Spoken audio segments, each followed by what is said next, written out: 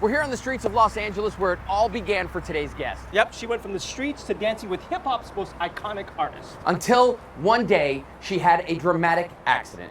That's right, and today you're gonna meet AUTI Angel as we rise to overcome.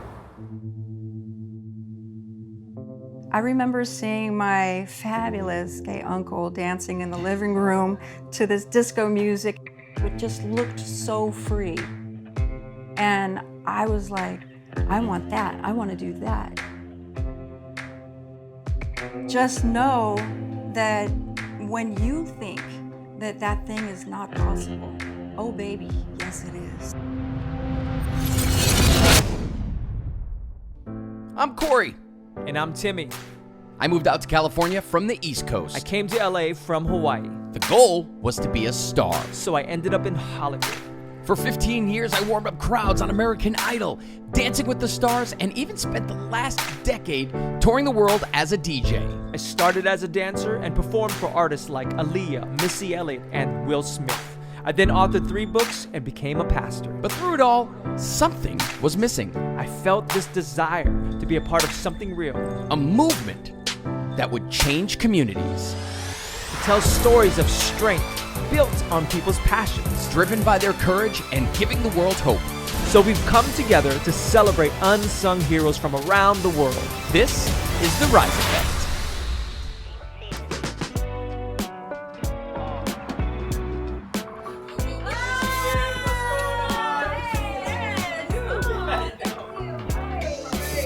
AUTI Angel interview take 1.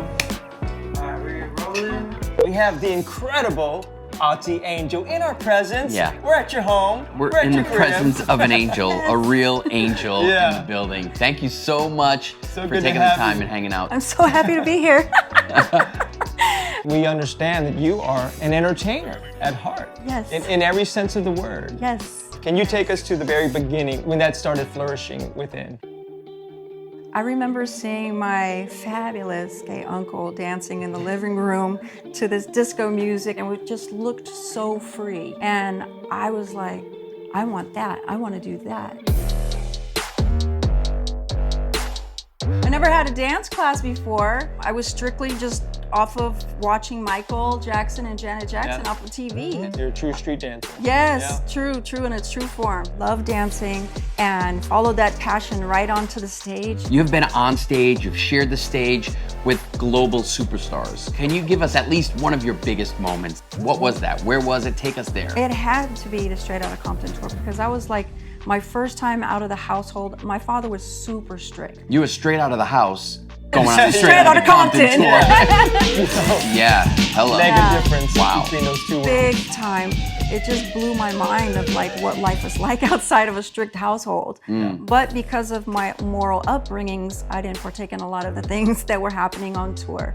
I'm not gonna say that I was a perfect angel either, but you know, because I did have fun, but I was able to maintain my integrity. As a fellow dancer, I know how it feels to be, you know, on stage. That feeling of euphoria, just you know, waving over you. It's the biggest natural high ever, right? It is. It Yeah. is. But something happened in your life. Something changed. Can you share that? I was just about to sign a record deal with Atlantic Records with a girl group. And prior to me signing that record deal, only 2 weeks prior to, I went to a friend who I thought I could trust and said, I need to borrow $500. They're like, yeah, bet, sure. And then I said, you know, I can help out, I can cook, I can clean. And they looked me up and down. They're like, you know what I need? And I was like, wow, okay. I felt backed in a corner. I did something that I shouldn't have done. So I got in my car, I threw the money in the ashtray because I just felt so dirty. So I felt like the money belonged. And I got on the freeway and I just screamed out to God, I'm so sorry. And I said, all I want to do is be different and touch your people. No sooner than I said those words, a cop car came by, drove by, and I didn't have my seatbelt on, so I clicked my seatbelt, tucked it under my arm. As soon as I tucked it under my arm, another car came, clipped the front end of my car, went spinning, and I hit the center divider head on at 70 miles an hour. The impact made my back snap in half. woke up in the middle lane on the freeway. My upper body was laying on my lap. I kept trying to come up for air, but because all the internal bleeding and the way my body was laying, I couldn't. So I just lost the battle. I screamed out. I didn't get to say goodbye to anybody. And I saw the traffic start to back up, and they slammed back in my body, and the paramedics were there saying, welcome back. The most devastating thing to me was losing my mother to breast cancer a year later. That's when I started going into a spiral of destruction, self-destruction. I was internally, emotionally, and spiritually paralyzed before I became paralyzed. Starting going way back as a child, so there was molestation, child abuse. I was raped at 16. I started hanging out with the wrong crowd. I started dating women because I was being so abused by men. My first girlfriend, she introduced me to crack cocaine. I was just in so much pain. I was just tired of being abused by people. I was, the drugs made me feel like I wasn't worthy.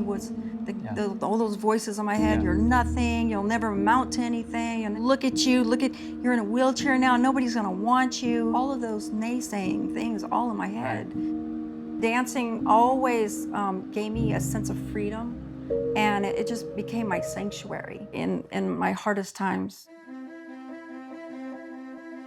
I mean, I remember getting down on my knees, literally. I got out of my wheelchair, on the ground, on my knees, and said, hey, I want to do this thing. I want to get back into the ring and dance again.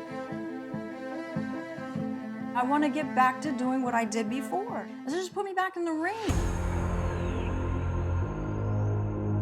I went to an agency to audition for their dance department, and I did my dance thing that I did, with my chair, popping wheelies and tricks and doing the most that I could possibly do. And the agent looked at me and was like, that's really, really cool, but we don't think we'll ever have anything for you. And so, of course, I went home super discouraged. 3 days later, I get a phone call from that same agency that did not sign me. There's a choreographer looking for a Latin female in a wheelchair who can dance and do tricks. I go in, and it's hi-hat. Hi-hat choreographs for everybody. I worked with her, Ludacris. Yeah, right? Oh, yeah, she's Missy great. Elliott, everybody. Yeah. She's like, you ever heard of Ludacris? I was like, yeah, because I've danced with everybody, right? Oh, but on the inside, I'm like, Right. because he was the #1 at the time. I was like, well, what song is it for? She first played, boom, boom, boom, boom, stand up. I'm like, okay, you have a funny sense of humor. That was my first professional gig back into the industry. 3 months later, she called and said, hey, you want to do this on the Vibe Music Awards with Ludacris? And I was like, yes, absolutely. Yeah. Some people may have one or two tragedies in their life that they're like, okay, God, why? You went through it all from an early age, and now here you are on stage with Ludacris. That's really the beginning of your story. That's the beginning of your rise. Right now, the Abilities Expo is happening, and AUTI Angel is the Expo's dance ambassador and star of the Sundance Channel series Push Girls. You're doing wheelchair hip-hop, you're pioneering all these different movements and influencing so many people.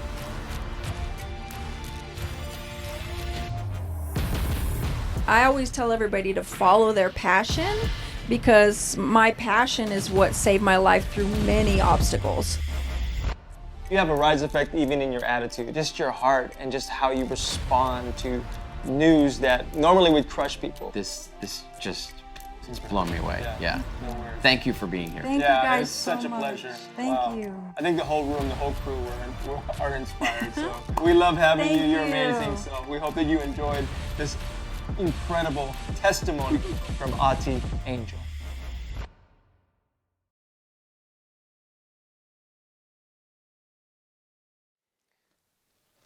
It is with a heavy heart to share with you, since our interview with AUTI, that she has sadly passed.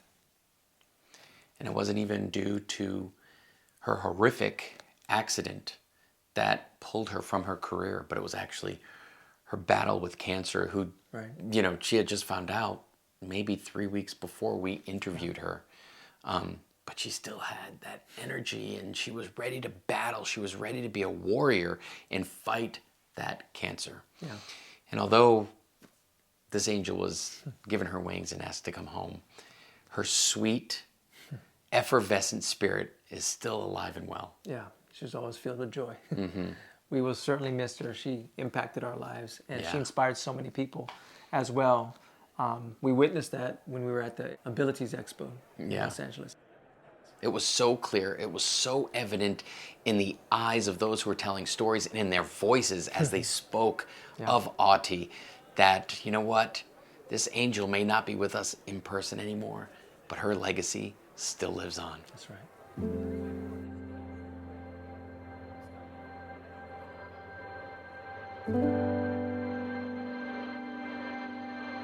Abilities Expo is about what you can do, not what you can't, to make things accessible. So it's not handicapped, which is negative, it's accessible, which is positive. Yes. What was your first interaction with AUTI? What did she mean to you? We met AUTI early on. We were looking for things to offer from a dance perspective, and somebody said, well, you know, the world's greatest wheelchair hip-hop dancer lives close by. Then we met AUTI, and it was an out-of-body experience. I mean, she was, you know, she was so much larger than life, purest spirit on the planet. If you ever saw her perform live, didn't matter who you were, she just wrapped the entire audience around her finger and had people rocking and rolling every second she was in front of them. AUTI was sort of the standard bearer. She inspired this whole generation that dancing was still an opportunity for them. She absolutely didn't have a bone in her body that would say, why me? It wasn't ever, why me? I used to call her the Pied Piper. Right. Because she was able to attract people in, and you'd have all these people lined up, regardless of what their disability was. AUTI got the best out of them. Yeah, I think something special is happening here today, right behind us. Yeah, what are you doing today? We're going to dedicate the arena, and we've named it the AUTI Angel Events Arena because she had such an impact on our show, Abilities Expo, because of what she did in our events arena. We love seeing you guys every year coming to the expo. The events arena is the AUTI Angel Events Arena, which I think is so incredible. AUTI was a huge mentor to me since I was paralyzed. She's no longer with us, but her spirit and her legacy lives on through all of us as dancers. So she definitely has paved the way for all of us and reminded us that we can dance no matter what. So to honor her today, we're dancing, and this one is for her.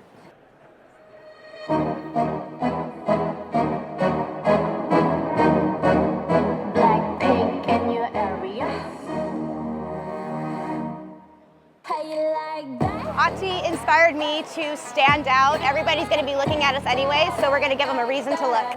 Look at you, now look at me. Look at you, now look at me. Look at you, now look at me. How you like that? We always take AUTI on stage with us, and she's with us every move, every step, well, wheel. And we just always feel her around us because she was the queen of dance.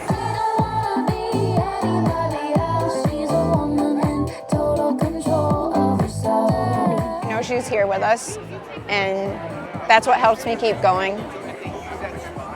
I can feel her.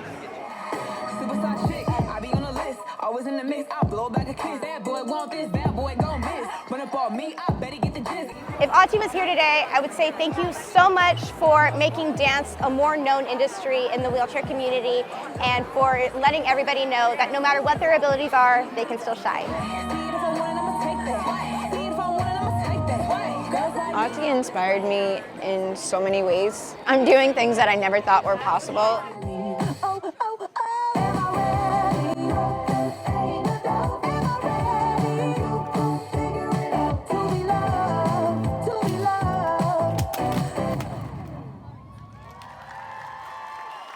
We're all going to continue her legacy for the rest of our time to pass it down to younger generations, and she'll never be forgotten.